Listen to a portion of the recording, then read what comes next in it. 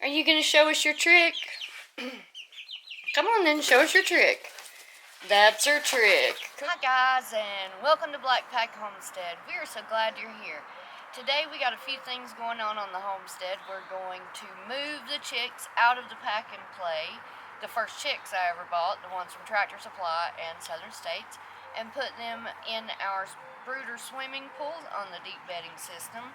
And we'll also look around, see what has sprouted some more. I found the comfrey the other day. And a little bit more of a serious topic. You really need to grow your own food this year. If you've never done it before, it is more urgent now than it has ever been. It's all over all the news. Food shortages are real, folks. They're real.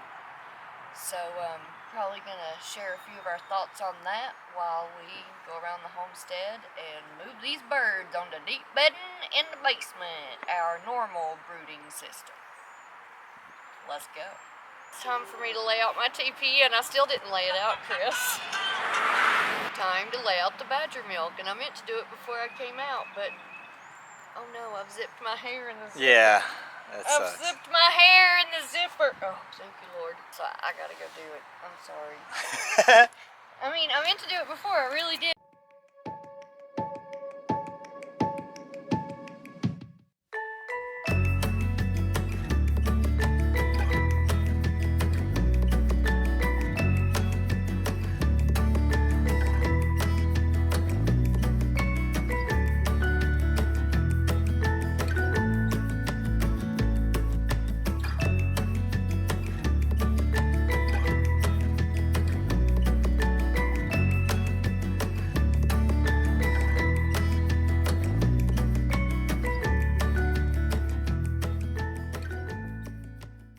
Okay guys, we're out here in the beautiful March, last day of March. Sunshine and wind, so we will do our best to only speak in the wind breaks. Last time, or time before last, you saw where we sowed some carrots and some lettuce. Well, all that's right here, and guess what? It's too soon. Nothing sprouted yet, but I'll show it to you. There it is. Well, that's a collard green we left to regrow and go to seed. Now that looks like a wild carrot right there. That looks like Queen Anne's lace, Christopher. We've already brought the carrots back in. That very much looks like a carrot, doesn't it? Be Queen Anne's lace. That's what I just said. Could be a wild carrot, Queen Anne's lace. We'll find out. But that's the row of carrots. Obviously no sprouts yet. Way over there. And the lettuces. So probably we need to get some mulch and lay over them, don't you think? It'll help hold the moisture in. We had a good rain last night and this morning, didn't we? Yes, we did. A lot of wind, guys. A lot of wind. A lot of wind. Yeah. A lot. More than I'd like to have. But yeah, let's go check out this pool. So here's the pool. One of our brooder pools, and what we'll do is we'll wash this sucker out a little bit, and then we'll lay hay in the bottom of it and use a ring of hardware cloth and some bird netting, and yeah, that's how we do it. Ain't that right? Yeah, it's the best solution I can think of. Yeah. Swimming pools, guys. You can use them for all sorts of stuff. Yeah. We got three? Yeah. Like 3 of them? Yeah, 2 big ones and 1 little one. The little one was Hattie's last year pool. Well, what I've been doing with them is, you know, putting my little birds in there. Quail. I've been doing a lot of quail in there. We use them just kind of with the chickens a little bit when they're small, and brooding them. just enough to get them outside. Brooding But them. the quail, for the most part, until I get them a tractor going again, yeah. it's They just are how in it deep is. bedding in the basement. Yeah, We usually deep put them. bedding. Never had a problem with it. Mm-mm. Goes right to the garden generally over the winter time, or areas that I just, you know, need to kill stuff off and not going to be planting food in there. But yeah, speaking of food, guys, you might want to start growing your own food. Me and Merle have been discussing it for a while. We told you guys, the homesteaders have told you for years this is coming. But seriously, you might want to start growing something, just anything. In Or even- containers. If you don't have, I mean, if all you have is a balcony. yeah, wild foraging skills is probably better honestly. Yeah, blackberries, man, they're Yeah. everywhere. Because you can grow food all day long, but it's easier to have nature doing the work for you if you live in an area where that kind of stuff grows. Yeah. Most of your wild edibles won't be in the trees. It'll be in the fields, guys. Yep. That's just how it is. Plantains and dandelions, chickweed, all that good stuff. So, yeah, just a word of warning. Yep. We told you. Yep. Alright, let's get this thing cleaned. You gonna use that hose up there since you're up here? Yeah, I don't blame you. I don't blame you. It's really long and good. But yeah, Chris pretty much showed y'all all the things sprouting over here in yesterday's video. So yeah. But there's one thing I'm gonna take you to see while Chris rinses out this pool. Because I mean, how many times? I mean, he's gonna water hose, rinse it, clean it. You know, you really want to watch that? So come over here with me around the raking pen, and we will check out the comfrey has sprouted. The comfrey has sprouted. Hallelujah, the comfrey has sprouted. I always get nervous every year before. Hey, that's a wild bird. I thought I had a chicken out there for a minute.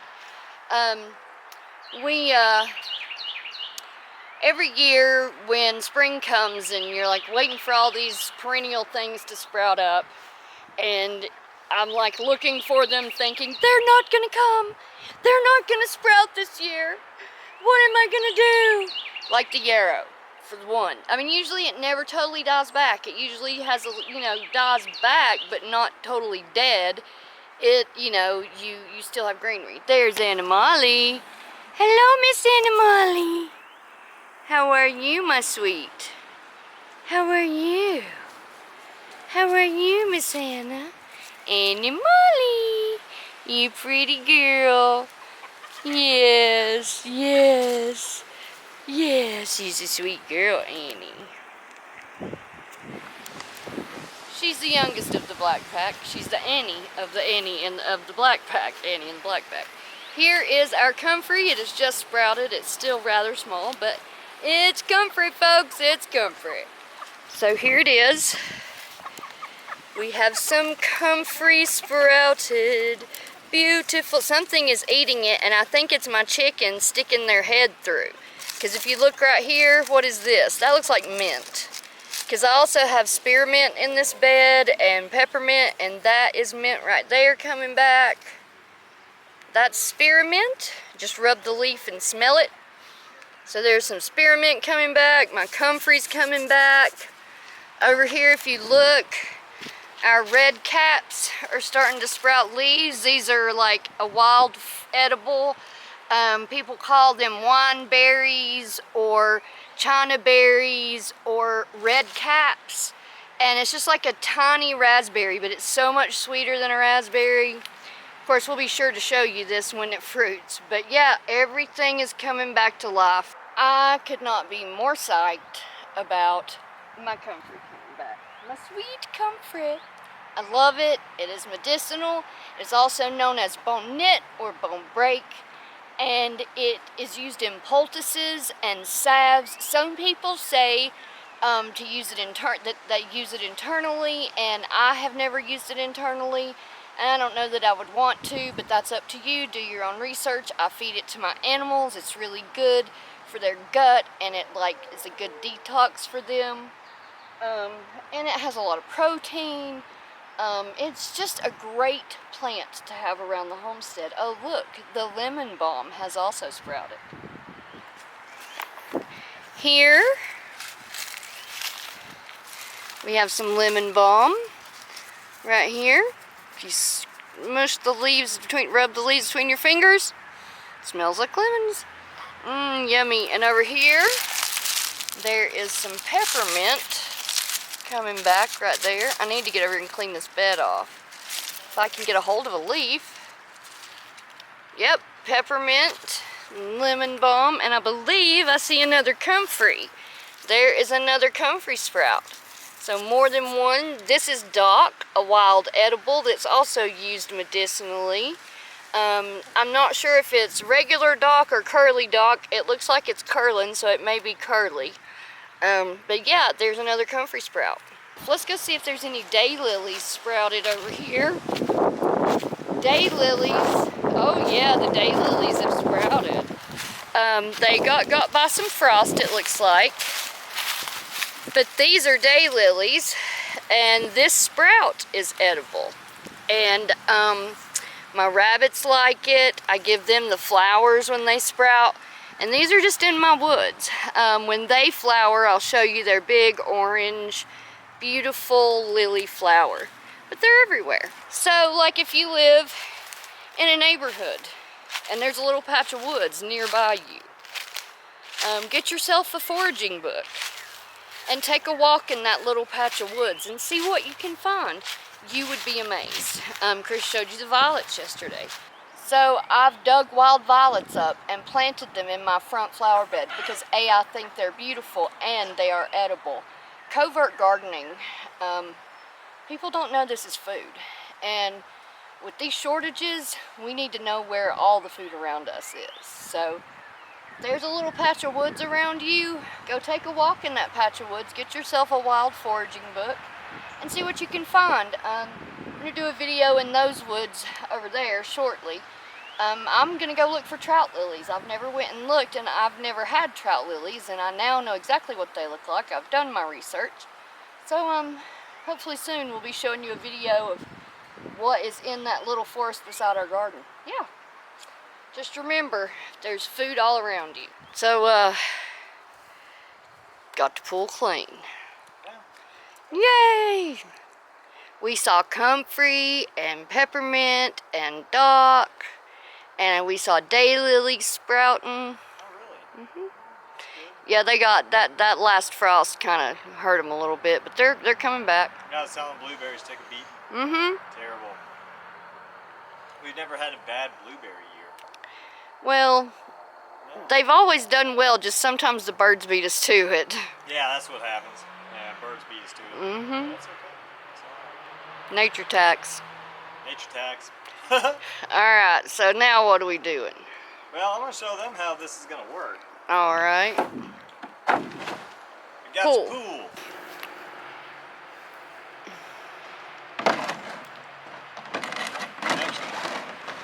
Yeah, I was going to say, that's the right one.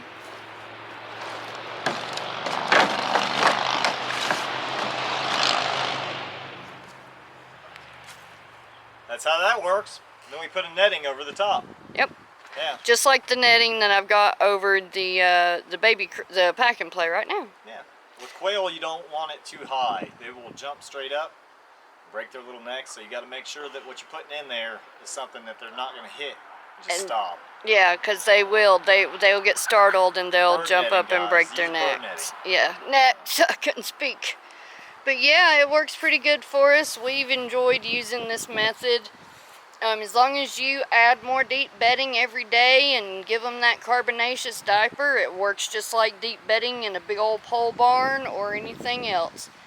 And then, you know, we're trying composting some this year. It's over there. I could zoom in, I guess. Hello. It's right over there. We're trying our hand at it instead of putting it straight in the garden and doing our lasagna gardening or sheet gardening, what we call. So, you know, just trying new things. So there you go. And we pretty much figured this out on our own. Pool size will probably hold 15 quail easy. Yeah. Easily. We like the bigger pools better than the smaller pools. Yeah, this is a small one compared to the one in there. Well, this is smaller than the one with the slide, but bigger than the green one. The green one's tiny. Yeah. So if you guys can get a bigger pool, The generally better. I think bigger is better. Because they're going to grow. It's like we've got quail, baby quail in the small green pool. And they're going to grow, and they're going to be too big for that pool in like a couple weeks. Yeah, So by the time the chickens leave this, the quail will go in here. Yeah, that's pretty much how it works. Yep. But yeah, let's get it set up. Let's get it set up and go get them chickens. I like to make two piles, that way even the bottom of the pecking order can get to it. And yesterday I started giving them a little bit of scratch green. So I'm going to put a little bit of scratch on top of it. Just a taste, not a whole lot, because they still need to eat their grower food. So there they go, and Chris rigged them up a little perch because these guys are really close to going out. So yeah, so let's go get the baby birds. We've got them set up with some forage, food, fresh water, and a roost. Yay! Is it scary? Is that why you don't want to spread out? Is it so scary? Cleopatra is beautiful. Yeah, Cleo is pretty. She's so pretty. Yes, hello, Cleo. Little fluffer britches. That's the black silky fluffer britches. Make sure you don't want to call her Smokey. Alright guys, that's pretty much it. A little short video today, because what we were doing was moving those chickens into their brooder, or their sized up brooder. They've got about a week before they're able to go back out. We got to wait till this baby Silky can't walk through the fence. But I'm pretty sure Marva will take over taking care of her as soon as we put her in the Silky pen. So yeah, so that's our little video for today. We hope you enjoyed it. And remember to stock up. Other than stocking up, buy seeds. I don't care where you get them from. If you're in the Dollar General, the dollar store, a seed's going to sprout and it's going to grow food. So just please remember to grow. Please start a garden. These shortages are real. Yes. Dried goods, guys. Dried goods don't need refrigeration. They're good to keep around. And get your canned goods. Just do a little stocking up, because I don't think it's what, I think it's going to get bad. But yeah. Alright guys, I hope you enjoyed this episode of Blackpack Homestead. Until next time, God bless. Bye-bye. Love you guys. Bye.